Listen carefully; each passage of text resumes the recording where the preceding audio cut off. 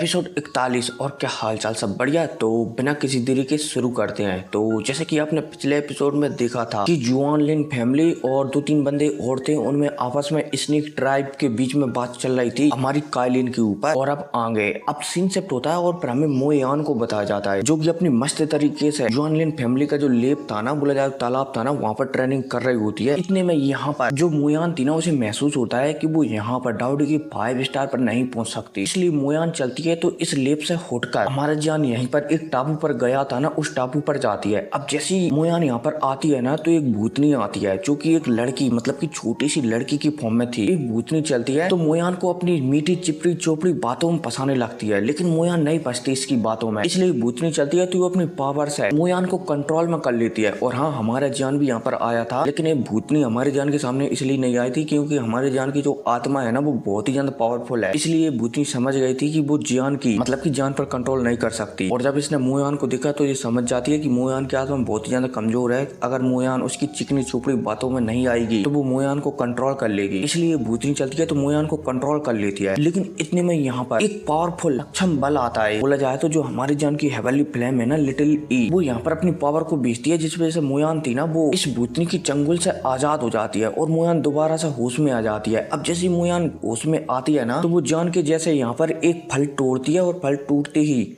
यहाँ पर एक पोर्टल ओपन होता है और मोयान चलती है तो उस पोर्टल के अंदर घुस जाती है और जहाँ पर हमारा जान कल्टीवेशन कर रहा था ना, वहीं पर आ जाती है। अब जैसे ही यहाँ पर मोयान आती है ना, तो वो समझ जाती है कि यहाँ की एनर्जी बहुत ही ज्यादा है, इसलिए मोयान चलती है तो इसी तालाब में मस्त तरीके से अपनी ट्रेनिंग करने के लिए बैठ जाती है ताकि वो डाउडी के 5 स्टार पर पहुंच सके। अब इतने में हमें यहीं पर हमारे जान को बताया जाता है, जो की यहीं पर ट्रेनिंग कर रहा होता है थोड़ी दूरी पर अपनी मस्त तरीके से। जान के पास भी ये डाउडी लेवल की पिल थी, लेकिन जान चलता है तो डाउडी लेवल की पिल का इस्तेमाल नहीं करता, बल्कि आसपास की एनर्जी को और भी तेजी से सूखने लगता है। और पलक झपकते ही हमारा जान थोड़ी मेहनत करने के बाद डाउडी लेवल के 4 स्टार के एकदम पीक लेवल पर पहुंच जाता है, मतलब कि एक कदम और सीधा 5 स्टार डाउडी। अब जैसे जान डाउडी के 5 स्टार पर पहुंचता है ना, तो हमारा जान आंखें खोलता है और आस पास में महसूस करने लगता है। वो समझ जाता है कि अब वो डाउडी के 4 स्टार के पीक लेवल पर पहुंच चुका है। जान चलता है तो यहाँ से उठता है और यहाँ से जाने लगता है। इतने में जान को महसूस होता है कि शायद यहाँ पर यूरो भी आ चुकी है। जान चलता है तो थोड़ी दूरी पर यूरो को ट्रेनिंग करते हुए देखने लगता है, जो कि पानी के अंदर ट्रेनिंग कर रही होती है। अब 1-2 दिन गुजरते हैं और यूरो लगातार यहाँ पर ट्रेनिंग करती रहती है। हमारा जान इंतजार करता रहता है कि यूरो कब ट्रेनिंग से उठेगी। इतने में जान को महसूस होता है कि यूरो जो अपनी ट्रेनिंग में है ना, वो शायद डाउडी के 5 स्टार पर बहुत ही जल्दी पहुंचने वाली है। और होता भी ऐसा ही है, यूरो भी डाउडी के 5 स्टार पर पहुंच जाती है। लेकिन इतने में हमारा जान हैरान हो जाता है कि क्या ये लड़की डाउडी के 5 स्टार के मीडियम लेवल पर पहुंचना चाहती है। ये लड़की वास्तव में बहुत ही ज्यादा चालाक है। इसे एल्डर जू दाउड है, जो गोली दी थी ना गोल्ड लेवल की, शायद उसका इस्तेमाल करने वाली है। और होता भी यही है, मोयान थी ना, वो एल्डर जू दाउड द्वारा दी गई गोली, बोला जाए तो कोड रैंक की गोली का इस्तेमाल कर डाउडी लेवल के 5 स्टार के मीडियम लेवल पर पहुंच जाती है। अब इसके बाद यूरो चलती है तो अपनी आंखें खोलती है और खोलने के बाद हमारी जान को देखने लगती है। जान भी उसकी ओर देखकर मुस्कुराता है, लेकिन फिर जान चलता है तो अपना सिर घुमा लेता है। सॉरी, यूरो नहीं, मोयान चलती है तो कपड़े वगैरह पहनकर दोबारा से हमारी जान के पास आ जाती है। अब इसके बाद जान और मोयान चलती है तो यहाँ से निकल जाते हैं। अब इसी के साथ सीन शिफ्ट होता है और फिर हमें जुआन लिन फैमिली के जो 2 बंदे थे ना, जिन्हें हमारे जान एक ड्रैगन के हवाले छुड़ाया था, उन्हें बताया जाता है। ये दोनों बंदे चलते हैं तो इस ड्रैगन के हाथों से मरने वाले होते हैं। तभी यहाँ पर एक बुड्ढा प्रकट होता है, क्योंकि मेरे ख्याल से जुआन लिन फैमिली का ही था। और ये बुड्ढा चलता है तो यहाँ पर जुआन लिन फैमिली के दोनों बंदों को बचा लेता है। अब इसी के साथ दोबारा से सीन शिफ्ट होता है और हमारे जान और मोयान को बताया जाता है, जो मतलब कि दूसरा लेवल थे ना, वहाँ से बाहर निकल आते हैं और एक जगह पर जाकर अगले लेवल पर जाने ही वाले होते हैं। तभी यहाँ पर एक सामने बंदा प्रकट होता है, जो कि वही बंदा होता है जिसने जुआन लिन फैमिली के दोनों बंदों को बचाया था। अब जैसे ही यहाँ पर बंदा प्रकट होता है ना, तो सबसे पहले तो ये अपने आस पास एक कवच का बना देता है, ताकि जो हमारा जान और मोयान है ना, यहाँ से भाग ना सके। अब जैसे हमारा जान ये महसूस करता है कि ये सामने वाले बंदे ने चारों तरफ कवच बना दिया है, जान समझ जाता है कि कुछ ना कुछ तो गड़बड़ है। अब इतने में ये सामने बंदा प्रकट होता है और कहने लगता है, मतलब कि पहले तो दांत निकाल कर जोर जोर से हंसता है और फिर हंसने के बाद यहाँ पर कहने लगता है कि लड़कों,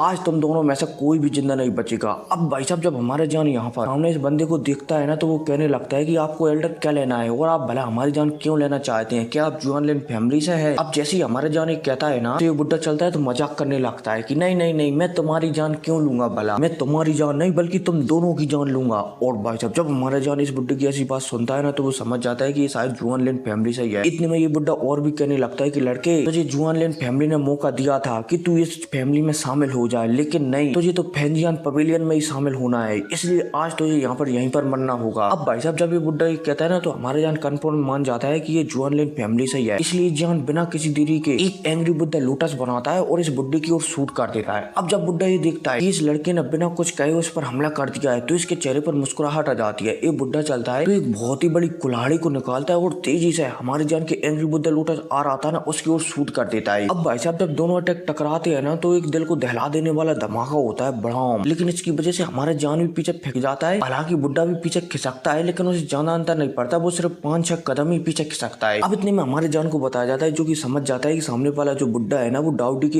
एज स्टार पर है, इसलिए उसे हराना इतना आसान नहीं होगा। इतने में हमें यूरो को भी बताया जाता है, जो कि समझ जाती है कि जान ने अपने सबसे पावरफुल अटैक का इस्तेमाल कर दिया है, फिर भी इस बुड्ढे को कुछ भी नहीं बिगड़ा है। शायद अब उसे भी अपनी जो भी मतलब की ट्रम्प कार्ड है ना हुकुम के उनका इस्तेमाल करना पड़ेगा। अब भाई साहब मोयान चलती है तो एक नीले कलर की फ्लेम निकालती है। अब जैसे ये बुड्ढा इस नीले कलर की फ्लेम को निकलते हुए देखता है ना मोयान की शरीर से, तो वो एक ही बार में पहचान जाता है कि ये तो होली फ्लेम है। इतने में हमारा जान भी मोयान की तरफ देखता है। मोयान चलती है तो हमारी जान से कहने लगते है कि जान अभी समय नहीं है कि मैं मेरी होली फ्लेम के बारे में तुम्हें बता सकूं, हम इसके बारे में फिर कभी चर्चा करेंगे, हमें फिलहाल के लिए सामने जो बुड्ढा है ना उससे निपटना पड़ेगा। अब भाई साहब जब मोयान एक कहती है ना, तो हमारा जान भी सिर लाता है। अब मोयान चलती है तो अपनी नीले कलर की होली फ्लेम को फुल स्ट्रेंथ में उपयोग करने लगती है। हालांकि ये नीले कलर की होली फ्लेम मोयान के शरीर में सील है, इसलिए मोयान इसका पूरी तरीके से इस्तेमाल नहीं कर सकती है, लेकिन फिर भी इस बुड्ढे को बुरी तरह से घायल तो कर ही सकती है। और होता भी यही है, मोयान चलती है तो लगातार अटैक करती रहती है जिस बुड्ढे पर, और ये बुड्ढा भी इस होली फ्लेम की लगातार अटैकों को काउंटर करता रहता है। लेकिन ये बुड्ढा चलता है तो मोयान के एक पावरफुल हमले से बहुत ही ज्यादा जख्मी हो जाता है। हालांकि पावरफुल हमला करते समय मोयान की जो एनर्जी थी ना, वो भी पूरी तरह से गायब हो जाती है। फिर भी मोयान इस बुड्ढे को बुरी तरह से जख्मी कर देती है, लेकिन अब मोयान समझ जाती है कि अब शायद वो आगे फाइट नहीं कर सकती। इतने में हमारे जान को बताया जाता है, जो कि मोयान को फाइट करते हुए देख रहा होता है। मोयान समझ जाता है, मतलब कि हमारा जान समझ जाता है कि अगर अब मोयान ने इससे ज्यादा फाइट की ना, तो शायद मोयान जिंदा भी नहीं बचे। इसलिए हमारा जान चलता है तो यहाँ पर एक सील बनाने लगता है, साथ ही साथ एक एंग्री बुड्ढा लोटस भी बनाने लगता है, साथ ही साथ हमारे जान की जो तलवार थी ना, उसमें भी एक अटैक बनाने लगता है। अब हमारा जान जैसी तीनों चीजें करता है ना, तो जो हमारे जान ने तलवार वाला अटैक बनाया था ना, वो तो कर देता है सीधा इस बुड्ढे की तरफ। हालांकि हमारे जान का इस सेवन शॉट वाला अटैक इतना पावरफुल नहीं था, लेकिन हमारे जान ने इसमें अपनी 5 टेक्निकों का इस्तेमाल किया था, जिस वजह से हमारी जान का जो शॉट वाला अटैक था ना, बहुत ही ज्यादा पावरफुल हो गया था। और तो और ये बुड्ढा पहले से ही जख्मी था यूरो के हाथों से, इसलिए हमारी जान का शॉट वाला अटैक भी इस बुड्ढे के लिए काफी था, मतलब कि निपटाने के लिए नहीं, बल्कि इस बुड्ढे को और भी ज्यादा जख्मी करने के लिए। अब हमारा जान चलता है तो शॉट वाला अटैक इस बुड्ढे के ऊपर कर देता है, साथ ही साथ हमारे जान ने जो कमल बनाया था ना, उसको भी आगे भेज देता है इस बुड्ढे की ओर। लेकिन इतने में मतलब कि जैसे इस बुड्ढे में हमारे जान का शॉट वाला अटैक और कमल वाला अटैक लगने वाला होता है, तभी कमल वाला अटैक मोड़ता है और इस बुड्ढे ने जो स्पेस बनाया था ना, बोला जाए तो सील चढ़ाई थी ना यहाँ पर सभी में, मतलब कि सभी जगह, उस सील की ओर बढ़ जाता है और इस सील में टकरा कर एक होल कर देता है। इतने में हमारे जान चलता है तो उसने जो सील बदल रहा था ना, वो सील पलक झपकती और भी ज्यादा बदल देता है, और जो यूरो था ना, उसे उस हित के जरिए बोला जाए तो जो सील बनाई थी ना, इस बुड्ढे ने और हमारे जान ने अपने एंग्री बुड्ढा लोटस से इस सील में एक छेद किया था, उसी छेद से मोयान को बाहर भेज देता है और एक पोर्टल ओपन कर मोयान को यहाँ से गायब भी कर देता है। और जो हमारे जान के तलवार वाला अटैक था ना, वो सीधा इस बुड्ढे से आकर टकराता है, जिस वजह से बुड्ढा और भी ज्यादा जख्मी हो जाता है। अब इसके बाद हमारे जान चलता है तो यहाँ पर अपनी आफ्टर इमेज को छोड़कर 9-11 हो जाता है, बोले जाए तो यहाँ से वो भी भाग जाता है उसी छेद के द्वारा, जो छेद उसने इस बुड्ढे की सील में बनाया है। और जान की तलवार के अटैक की वजह से ये बुड्ढा पहचान नहीं पाता कि यूरो